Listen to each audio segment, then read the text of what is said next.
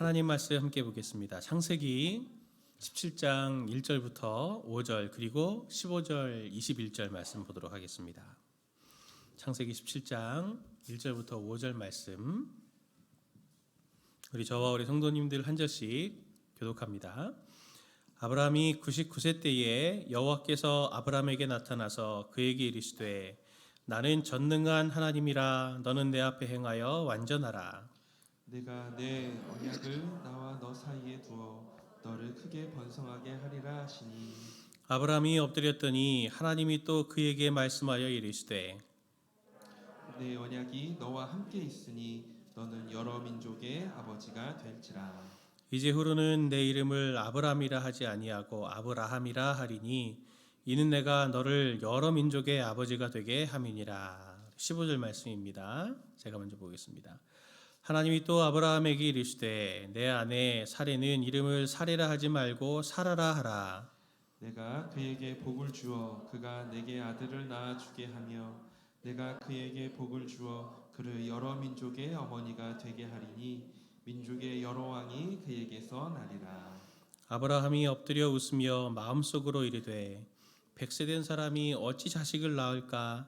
사라는 90세니 어찌 출산하리요 하고 아브라함이 이에 하나님께 아뢰되 이스마엘이나 하나님 앞에 살기를 원하나이다.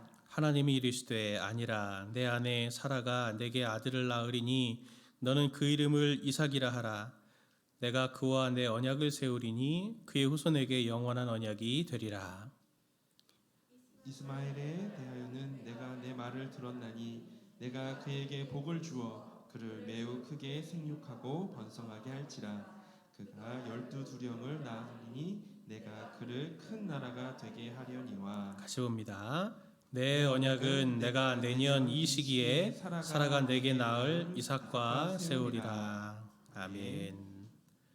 신앙생활 하는 것을 보면은 참 너무 신앙생활을 하면 할수록 뭐라고 할까요? 하나님께 대해서도 더 깊게 이렇게 알아가면 알아갈수록 그 깊이가 끝이 없다라고 하는 것들을 이렇게 계속 묵상하게 되고 또 가면 갈수록 참 너무 어렵다 그런 생각들도 좀 하게 됩니다. 오늘 말씀에도 보면은 하나님께서 우리들을 어떻게 이렇게 대하고 계시나라고 하는 것들을 우리가 오늘 말씀을 통해서도 볼 수 있는데 오늘 본문의 말씀을 좀 잘 이해하려면 오늘 본문의 앞에 있는 이야기들을 좀 저희들이 좀 더 이해하는 게 필요합니다. 아브라함이 자식을 얻지 못해서 여종 그 하갈에게 이제 들어가서 아이를 갖게 되는 장면이 먼저 나오고요. 그 아이를 하갈이 갖게 되니까 자기 주인인 사레를 이렇게 멸시하게 되죠. 그러니 주인이 그걸 참겠습니까? 사레가 그것을 보고 이제 이 하갈을 학대하고 하갈이 이 자기의 주인으로부터 도망쳐가지고 나가는 일이 일어납니다. 근데 하나님은 도망친 하갈을 쫓아가셔가지고 그에게 약속을 주시면서 너는 지금 다시 집에 돌아가라. 하나님 그렇게 말씀하십니다. 이 지금 집안의 상황을 놓고 보면은 참 얼마나 지금 집안 꼴이 말이 아닙니까? 도망친 노예는 사실 잡히면 죽는 거거든요. 죽여도 아무 말을 할 수 없는 게 노예 신분 아닙니까? 그리고 잘 되기 위해서 복이 되려고 유익이 되려고 지금 이렇게 지금 작전을 세워서 아브라함과 사레가 이렇게 지금 자손을 잇기 위해서 이렇게 애를 쓰는데 그 계획도 지금 엉망진창이 되고 오히려 부부관계가 더 나빠지는 일들이 생깁니다. 하나님은 이렇게 아브라함의 집이 엉망진창이 된 이때에 아브라함에게 찾아오셔서 오늘 적극적으로 개입하시는 모습을 볼 수 있습니다. 아브라함을 향한 하나님의 말씀 그리고 하나님께 대한 아브라함의 반응을 이렇게 보면서 하나님의 은혜가 어떤 것인지 그 은혜를 우리가 좀 알 수 있다면 그 은혜가 오늘 우리에게도 하나님께서 베풀어 주시는 은혜가 아니겠습니까? 그 하나님의 은혜의 성격을 함께 우리가 나누어 보기를 원합니다. 하나님의 은혜의 특징을 첫 번째로 좀 살펴보면요. 하나님의 은혜는 무조건적이다라고 하는 겁니다. 무조건. 아브라함이 75세 때에 하나님을 만나거든요. 그래서 그의 명령을 따라서 24년간 동안 고향 친척 아비집을 떠나서 지금 너무나도 생소한 땅, 원래 잘 살고 있던 그 우르는 굉장히 큰 도시였거든요. 그 당시에 현대 문물이 있는 그런 좋은 도시였는데 이제는 뭐 척박한 땅, 생소한 땅, 그리고 이 물을 찾아서 딱 돌아다녀야 되는 그런 생소한 땅인 가나안 땅에 이제 살게 됩니다. 이 모든 것이 생소한 이 가나안 땅에서 아브라함이 그 24년을 살면서 많은 일들이 있었습니다. 견딜 수 없는 기근도 있었고요. 또 기근 속에서 살아보려고 애굽에 내려갔던 적도 있었고, 또 자신의 아내인 이 사례를 살기 위해서, 생존을 위해서 그렇게 누이라고 속이는 일도 있었습니다. 그리고 또 아브라함의 최대 고민이 있는데 그게 바로 자손을 얻는 겁니다. 왜 그게 중요하냐면, 우리는 그냥 성경을 이렇게 쭉 놓고 보면은 아브라함과 사라 이렇게 두 사람만 이렇게 딱 나오지만 사실 족장이잖아요. 그러면 이 밑에는 딸린 식솔들이 굉장히 많습니다.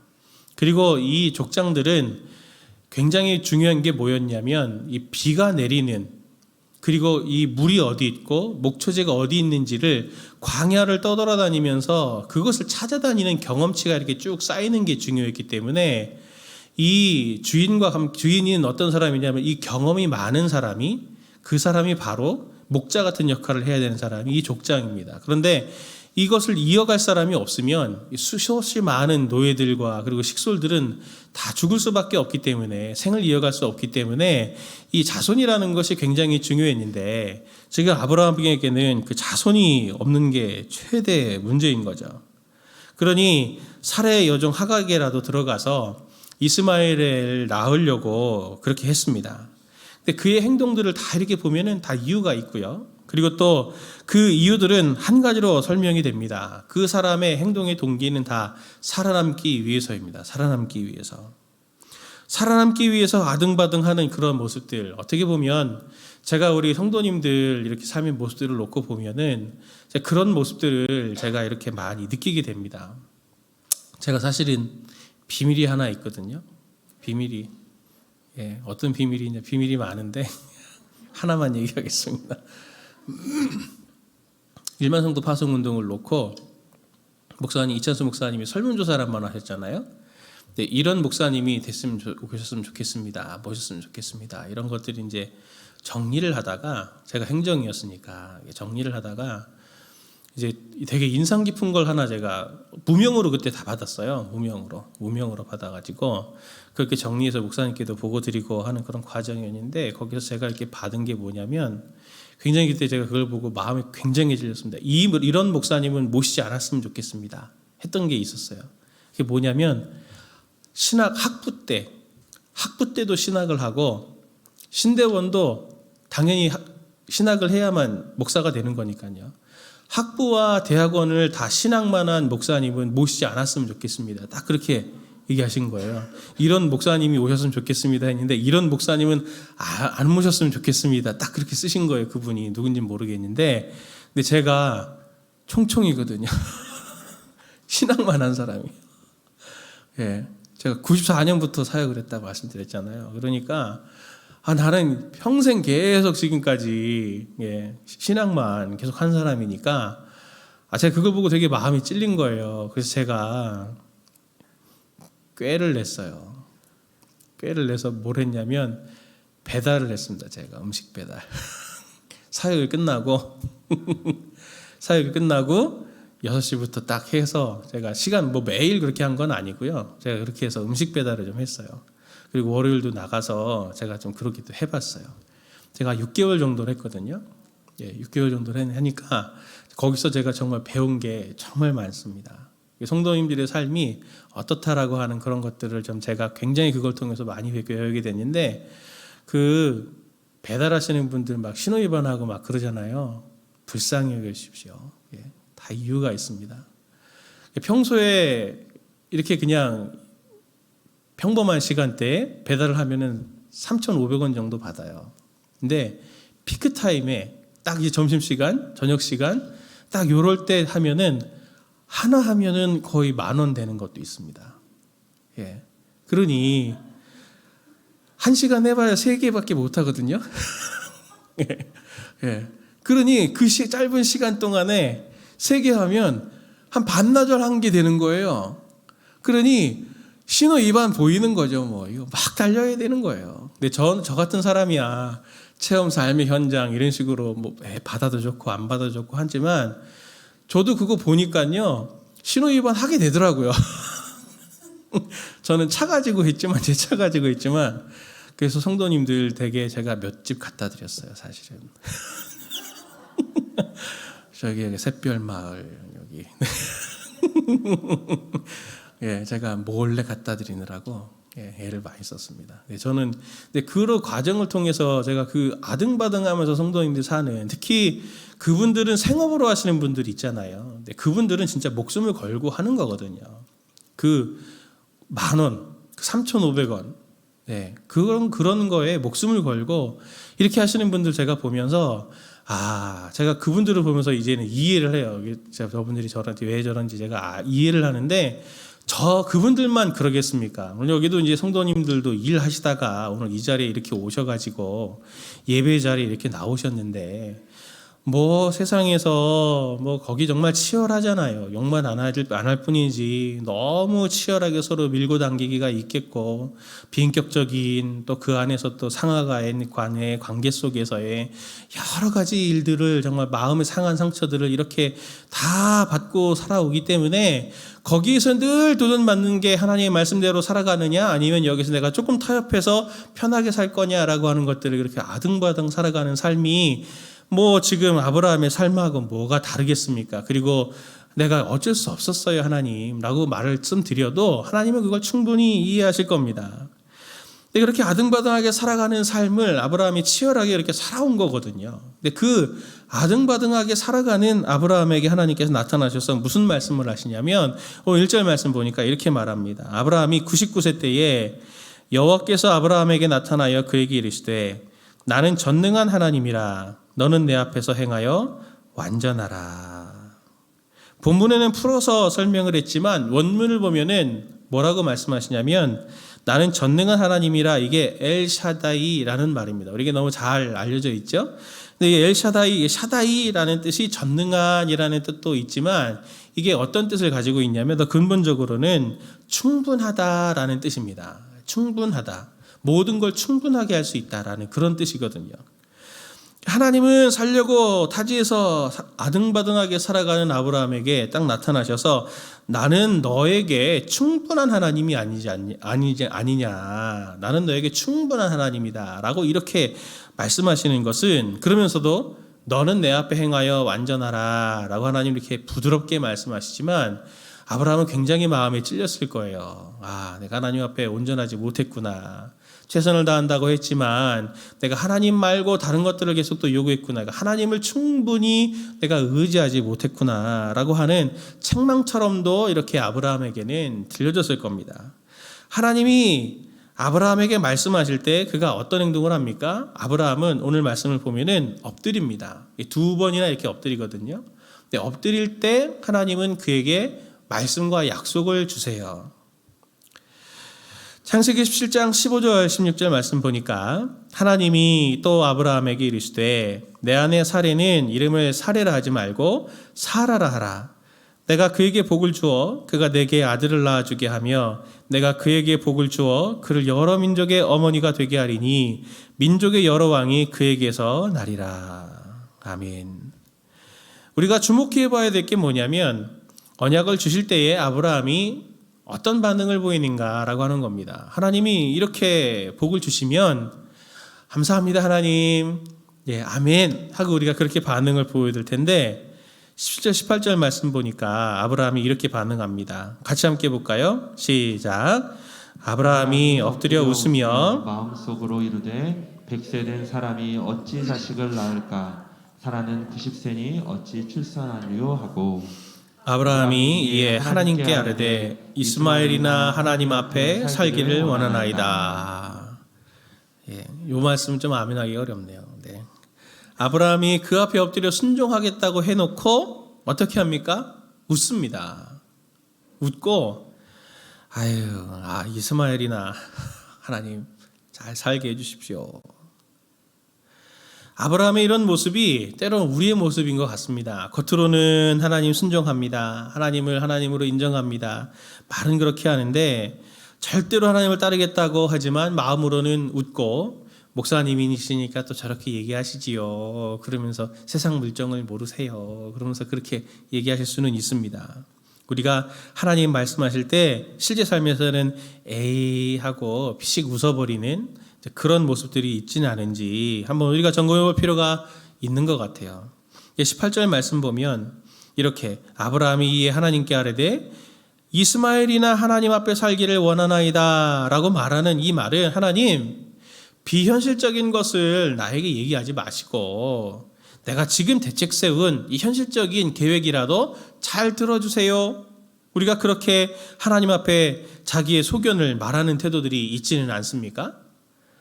이 모습이 참 우리의 모습과 비슷한 것 같습니다. 우리가 하나님 앞에 각 기도의 자리로 나갈 때 가만히 보면은 답을 갖고 나갑니다. 답을 가지고 하나님 제가 이 기도 제목이 있는데 이렇게 해주실 줄 믿습니다. 하나님 이렇게 응답을 해주세요 라고 하나님 앞에 응답거리를 가지고 나가거든요. 그런데 하나님이 그렇게 응답거리 내가 가지고 나아간 것대로 들어주셔야 하나님이 응답해 주시는 것 같고 그리고 그것을 들어주셔야 아 내가 응답이 됐어 하나님은 살아계셔 이렇게 말하는 습관들이 있지는 않습니까? 하나님은 이런 아브라함에 대해서 어떻게 반응하시냐면 19절 21절 말씀 보니까 이렇게 말씀하십니다. 하나님이 이르시되 아니라 내 아내 사라가 내게 아들을 낳으리니 너는 그 이름을 이삭이라 하라. 내가 그와 내 언약을 세우리니 그의 후손에게 영원한 언약이 되리라. 이스마엘에 대하여는 내가 내 말을 들었나니 내가 그에게 복을 주어 그를 매우 크게 생육하고 번성하게 할지라.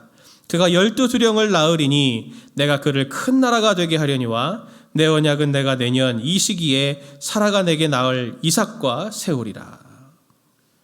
하나님이 아브라함에게 아니라 하실 때 전능하신 하나님이 하나님으로 인정되시는 겁니다. 우리가 예측한 대로 움직이시는 하나님이시라면 그가 어떻게 하나님이시겠습니까? 하나님은 우리의 생각과 훨씬 뛰어넘으시고 하나님은 우리가 생각했던 것 이상의 일들을 일으켜 가십니다. 아브라함은 이스마엘 정도를 하나님 좀 잘 살려주십시오. 나에겐 그나마 얻은 아들 이스마엘이 있지 않습니까? 라고 그랬을 때 아니라 내가 내 아내를 통해서 경수가 끊어진 내 아내를 통해서 아들을 낳게 할 것이고 그를 이삭이라고 하고 그를 통해서 내 언약을 이룰 것이다 라고 하시는 이 하나님의 계획을 설명하시는 이분이 바로 우리의 하나님이신 거죠. 하나님 앞에서는 아브라함을 보면은 가볍기가 그지없습니다. 그런데 약속을 믿지 않을 뿐만 아니라 하나님의 약속에 대해서 불신앙은 둘째치고 어떻게 보면 말대답하는 것 같은 말대꾸하는 것 같은 모습까지 오늘 보이고 있지 않습니까? 그런데 하나님이 아브라함을 어떻게 대하십니까? 한 말씀도 아무 대꾸하지 않으십니다. 책망하지 않으십니다. 마치 아브라함의 연약함을 다 알고 계시다듯이 그의 부족한 것을 당신의 능력으로 채워서 이끄십니다. 하나님이 뭐라고 말씀하십니까? 이스마엘 얘기를 했잖아요. 아브라함이 하나님 앞에 하나님 말씀하실 때 말도 안 되는 얘기지만 아브라함이 하나님께 구해요. 이스마엘이나 살기를 원합니다. 그럴 때 하나님은 그걸 또 들으세요. 네가 나에게 이스마엘을 구했으니 이스마엘을 위해서 구했으니 네가 정말 가볍게 구한 그 계획이라도 내가 반드시 응답해서 이스마엘에 대하여 내가 내 말을 들었나니 그에게 복을 주어 그를 매우 크게 생육하고 번성하게 할지라 하면서 이스마엘까지도 하나님께서 복을 주시는 것을 볼 수 있습니다. 하나님은 당신의 큰 계획에 우리가 구한 것까지도 더 풍성하게 하나님께서 이렇게 응답해 주시는 분이시죠. 그게 바로 이 전능하신 하나님의 모습을 우리에게 보여주고 있습니다. 우리가 하나님을 너무 쉽게 믿고 너무 쉽게 아버지라 고백하고 너무 쉽게 신앙인이라 예수를 믿는다 말하지만 그 쉬운 고백만큼이나 가볍게 하나님께 불순종하는 연약함과 안타까움이 우리에게 있습니다. 그게 뭐냐면 바로 이런 태도죠. 우리가 살면서 가만히 보시면 조건적입니다. 우리 관계들이 다 조건적입니다. 그리고 계산적입니다. 그리고 제한적이죠. 아내도 아이들에게도 다 보면 아무리 친밀한 관계라고 하더라도 조건적이고 계산적이고 제한적입니다. 한계가 다 있어요. 그런데 하나님은 하나님의 그 은혜의 원리는 아브라함을 대하는 하나님처럼 은혜의 원리는 무조건적이고 무제한적이고 무계산적입니다. 하나님과 신앙이 깊어져 간다, 하나님을 더 신뢰해 간다라고 하는 것은 아브라함이 부어주시는 것처럼 무조건 무제한적, 무계산적으로 하나님과 관계를 해나간다라고 하는 것이 바로 신앙이 깊어져 간다는 겁니다. 근데 아브라함의 이러한 불신의 모습, 근데 그런 불신의 모습을 우리가 또 갖는 것은요, 어떻게 보면 당연한 일입니다. 제가 일반 성도 파송운동 개척을 준비하면서 준비팀을 꾸리고 성도님들과 여러 질문들을 이렇게 할 때 성도님들이 자주 물어보신 게 있어요. 그거 중에 하나가 제가 아주 인상 깊었던 게 있는데, 그게 뭐냐면, 목사님을 잘 몰라요, 저희는. 네. 그냥 어떻게 따라가야 되나요? 이제 그런 질문들을 하셨거든요. 그래서 제가 그때 여기 다 들으신 분도 계시겠지만 제가 그렇게 말씀드렸습니다. 제가 설명해 드리면 믿으시겠습니까? 설명을 해도 그거는 믿어지지 않는 거예요. 제가 뭐라고 말씀드렸냐면, 개척 준비를 진행하다 보면은 자연스럽게 저를 아시게 될 겁니다. 제가 어떻게 결정하고, 제가 어떻게 생각하고, 또 제 성격, 제 가치관, 이런 것들을 아시게 될 거예요. 경험이라는 게 그래서 참 중요합니다. 하나님에 대해서도 우리가 이렇게 쭉 많이 듣지만, 그래, 하나님은 무계산적이시지, 하나님은 우리에게 무제한적이시지, 하지만 막상 하나님 앞에 딱 나아가면은 하나님 앞에 정말 잘 보이려고 하고, 하나님께서 내게 기도 응답해 주시는 건 내가 잘 보이고 열심히 해야 하나님이 내 기도에 응답해 주실 거야 생각하는 그런 모습들이 있잖아요. 그 초기 순교자 중에 폴리갑이라는 사람이 있었거든요. 이 폴리갑이라는 사람이 마지막에 이제 순교를 화형을 당하게 되는데, 화형 바로 직전에 이제 그 집정관 앞에 잡혀가 가지고, 당신이 로마 황제를 한 번만 용인 인정을 하면 내가 당신을 풀어주겠다. 한 번만 딱 황제에게 절해라. 그렇게 얘기했을 때 폴리갑이 이렇게 말했다고 합니다. 나는 86년 동안 그분을 섬겨왔는데 그동안 그분은 한 번도 나를 부당하게 대우하신 적이 없어. 그런데 내가 어떻게 나를 구원하신 나의 왕을 모독할 수가 있겠소 하면서 86년, 자기의 삶에 이 86년간의 하나님과의 교제해왔던, 하나님을 알아왔던 그 경험이 바로 든든한 그의 믿음이 된 것이죠. 오늘 본문에서 보여주는 것은 하나님이 아브라함에게 주시는 복이 결코 그 복을 받을 만한 이유가 아브라함에게 있어서가 아닙니다. 그냥 하나님께서 아브라함을 택하시고 아브라함을 사랑하기로 작정하셨기 때문에 무한정 복을 주시기로 작정하신 분처럼 말씀해 주시고 행동해 주셨고, 그 시간들이 쌓여서 점점 더 하나님을 알아가게 되고 그의 믿음이 성장하게 된 것이죠. 이 하나님의 무조건적인 은혜를 성도님들이 많이 경험하셨으면 좋겠습니다. 살면서 모든 삶의 순간순간마다 그것을 경험하시게 된다면 하나님께 더 깊은 사랑과 그리고 더 가까운 관계들을 맺어나가시게 될 겁니다. 하나님의 은혜의 특징 두 번째를 생각해 보면 그것이 어떤 것이냐면, 하나님의 은혜가 변화를 가져온다라고 하는 것입니다. 은혜가 변화를 가져오는 것입니다. 아브라함의 이 믿음 없음은 그가 앞서서 한 행동에서 벌써 많이 드러난 것이잖아요. 가뭄 때 하나님께서 약속하신 땅 가나안 땅에서 떠나서 애굽으로 간다든지, 아내를 누이라고 해서 판다든지, 아들에 대한 약속이 있어도 사례의 몸종을 통해서 내가 대책을 세워야 되겠다, 내 아내는 경수가 끊어졌으니까, 이렇게 반응을 보이는 이런 행동을 보면은 벌써 아브라함은 실수가 아니잖아요. 벌써 이 고의가 많은, 믿음이 진짜 없구나라고 하면서 벌써 낙인 도장 탁 찍어야 되는데, 하나님은 이렇게 믿음이 없는 아브라함에게 찾아오셔서 한 가지 일을 일으키십니다. 그게 뭐냐면 바로 이름을 바꿔주시는 거죠. 아브라함은 아브라함으로, 사레는 사라로 이름을 바꿔주십니다. 원래 이름인 아브라함을 응용해가지고 열국의 아버지다라는 뜻인 아브라함으로, 그리고 원래 이름인 사레를 응용해서 그 열국의 어머니라는 뜻인 사라로 이름을 바꾸십니다. 이름 하나 바꾼 게 뭐 그렇게 중요한가 이렇게 생각하지만, 사실 이름이 바뀌는 것에 대한 특별한 의미를 살펴볼 수 있는 게 열왕기하 24장을 보면 알 수 있습니다. 남유다가 거의 멸망해 갈 무렵에 여호야긴 왕이 이 왕으로 있을 때입니다. 그때 바벨론 왕이 쳐들어와 가지고 남유다를 쳐들어와서 이 여호야긴을 사로잡아 갑니다. 그 대신 이 바벨론 왕이 누구를 세우냐면 숙부 matthaniah를 대신 유다의 왕으로 딱 세우고 그 matthaniah의 이름을 시드기야라고 바꿉니다. 그 이름을 딱 바꿔놓고 왕으로 세우고 이름까지 딱 바꿔놓고 본토로 돌아가거든요.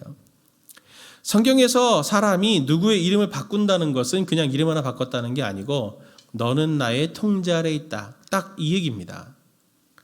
이름을 누가 지어줍니까? 성도님들 이름은 누가 지으셨습니까? 내가 짓지 않았잖아요. 예, 우리 아버지 어머니나 우리 할아버지들이 지어주셨던 거 아니겠습니까? 어른들이 지어주잖아요. 이름을 바꾼다는 것은 그 사람을 다스린다는 의미를 갖습니다. 마치 주인이 종의 이름을 지어주듯이 내가 이 물건에 애칭을 지어주듯이 그렇게 내가 다스린다, 내가 주권을 행사한다 라는 이야기입니다.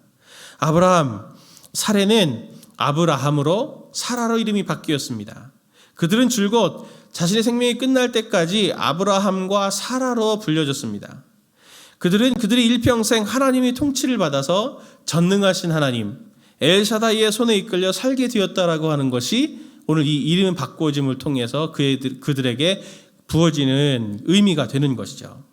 지금까지 계속 하나님의 약속을 믿지 않았습니다. 하나님의 약속을 주셨어도 그 약속이 성취가 더디니까 자기 대안을 자꾸 스스로 주인이 돼서 자꾸 대안을 만들어가는 그들에게 하나님은 이렇게 말씀하시는 거죠. 이름을 바꿔주시면서 아브라함아 네가 아직도 나를 믿지 못하겠냐. 그렇다면 내가 너의 이름을 바꾸어 줄게.